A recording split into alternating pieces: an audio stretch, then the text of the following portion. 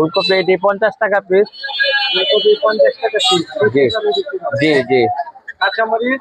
কাঁচামরিচ 100 টাকা কেজি। 100 টাকা কেজি। তো দাম কি কমেছে না বেশি? গ্যাসের সপ্তাহে একটু কমছে, তুলনামূলক কম। কত করে? সিম অনেক 70 টাকা কেজি এটা। 70 টাকা। ঢেঁড়স? ঢেঁড়স আপনার 80 টাকা। 80 টাকা। করলা কত করে? করলা? করলা ভাই 100 টাকা কেজি। এগুলা কত করে? 100 টাকা কেজি। 100 টাকা।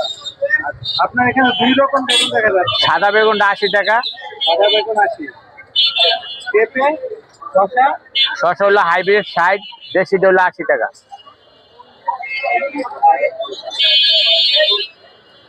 লম্বা বেগুনগুলো কত করে? লম্বা বেগুনটা 70 টাকা কেজি।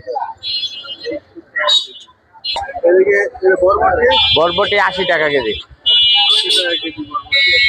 কত টাকা কেজি? 90 টাকা কেজি। 90 টাকা কেজি। এটা কি ভালো হবে? জি, আলু ভালো। ভালো ভালো। মূলার কেজি?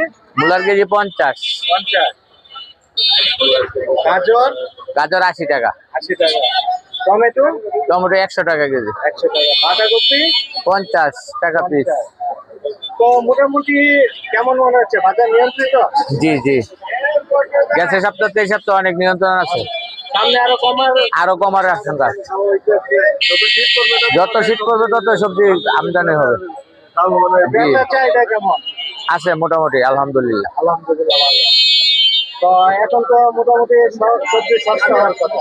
জি, সস্তা হবে। দাম নতুন তো বাড়িতে আছে, আর শীতের সবজি শীত বেশি হবে আর সবজির দাম কমবে।